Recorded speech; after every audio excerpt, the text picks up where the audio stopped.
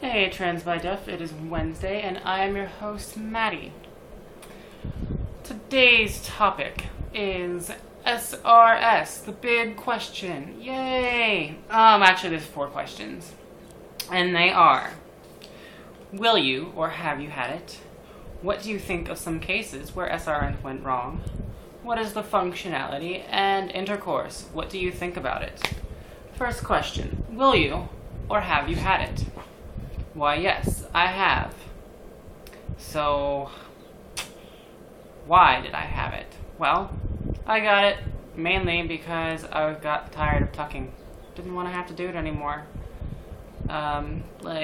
Just going for a run or walking around sometimes when you tuck and you can feel like it just kind of come out from where it's tucked into and just kind of move into a more forward position. You're like, oh, that's so annoying.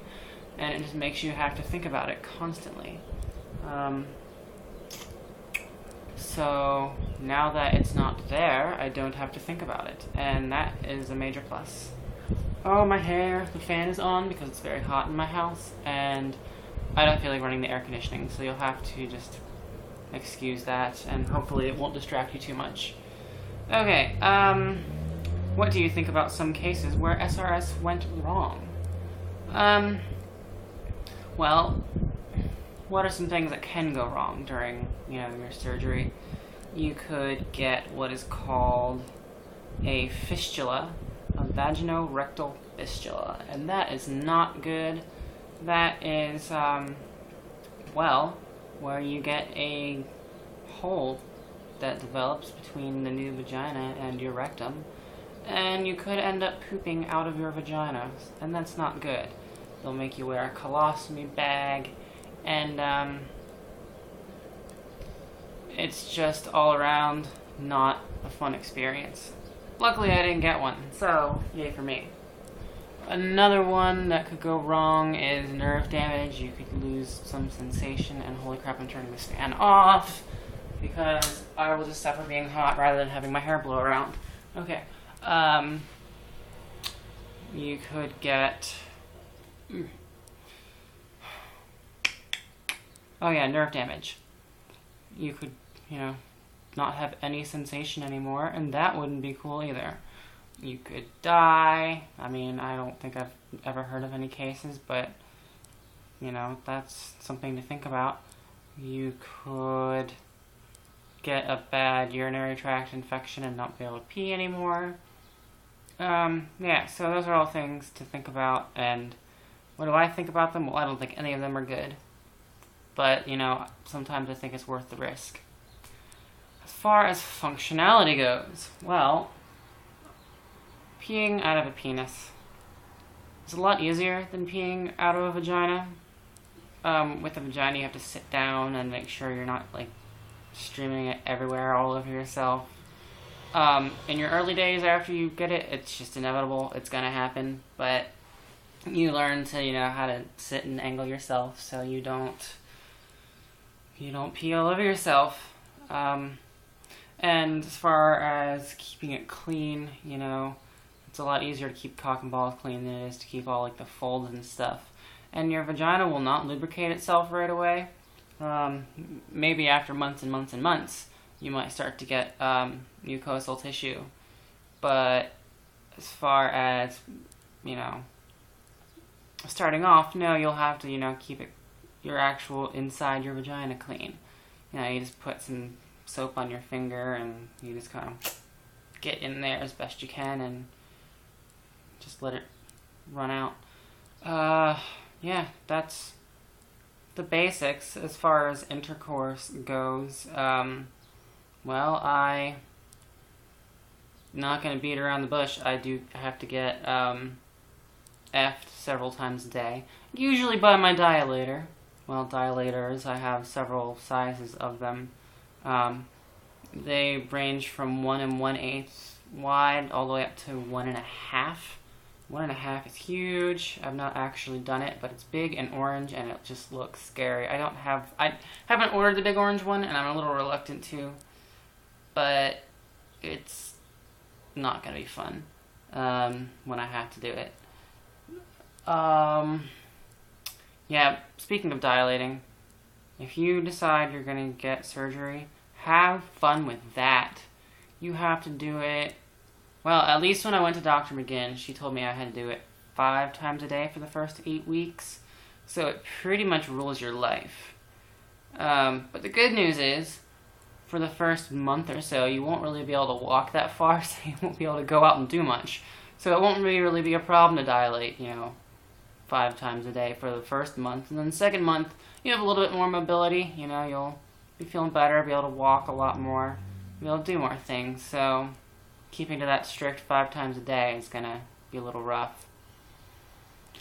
Yeah, so that is not a fun time, let me tell you. I don't like doing it. You sit there and all you do is hold pressure. And your hands get tired, your arms get tired. You eventually will get to the point where you have Popeye arms just from all the holding of the thing in. And yeah, in the you'll actually get to this point where everything's healing up, and it'll get really, really tight, really tight. Where even the little one, you struggle to get that in because everything's just so friggin' tight. It's not fun. But you just have to work through it and just keep dilating. She'll give you a Vicodin prescription, so save some of those for when you have the tightness happen. It'll make dilating a little bit easier. I recommend it. Other things. Now that I've hit on all the 4 questions. Oh well, actual intercourse. With a a penis. I must say, not bad. I am a fan. I like it. It's pretty good. I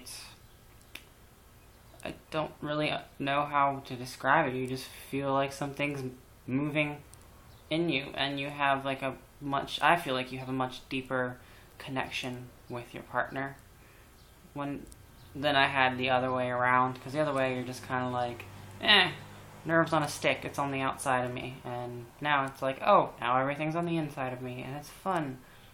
Yay! I recommend that. Okay, now moving on to things they don't tell you about surgery. When you get it, be prepared to be in a world of hurt in the hospital. You will be laying on your back, unable to really move, for about 5 days. And you'll be in you'll have a catheter in, and you'll have drains, and the nurses will come and empty those periodically, so you'll have somebody to talk to. You won't be able to poop for a week or so, just because of the packing and all that stuff. So when you finally do, it will be epic. Usually you will probably, be able to go once they take the packing out, and then you'll come back to, your hotel room or wherever you're staying, and you'll poo a lot. There's a bowel prep that you have to do before your surgery, because that empties everything out, because once you're under, they don't want you, crapping all over the table. And, they're working in that area anyway, so they want your bowel to not have anything in it that's going to make it expand, and so it won't, have any complications. They want as much, room to work as possible, but you can't eat anything for 2 days.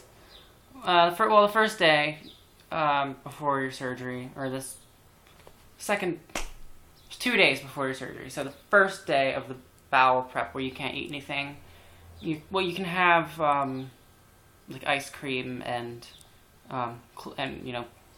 non-clear liquids. So drink milk and not energy drinks, but protein drinks, stuff like that. And then the next day is clear liquids, so juice, water, stuff like that, Gatorade, keep your electrolytes up, all that stuff. And then you go in, you have your surgery the next day, and you get the IV in, and they'll take you into the room, and then the operating room will probably look really cool, and you'll be like, oh wow, this whole thing looks really neat.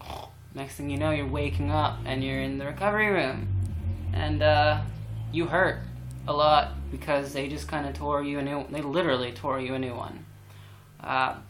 Yeah. And then, just be prepared for the incredible amount of pain you will be in. I can't stress this enough. Just know what you're getting into. Nobody told me, and I was like, holy crap. If this damn thing grows back, I'm not doing it again. Because it sucked. It hurt to walk. I was walking like with a waddle, like I had been riding a saddle for, 24 hours on a horse, and it just, everything hurt so bad. It really, really hurt. But I mean, I don't want that to discourage you. If you think surgery's for you, then it's for you, and nothing's gonna stop you, obviously, but just giving you a warning of what you're gonna be in for. Anyway, that's really all I can think about right now to say. So for the time being, Maddie out, and I will catch you next week with a new topic. See ya.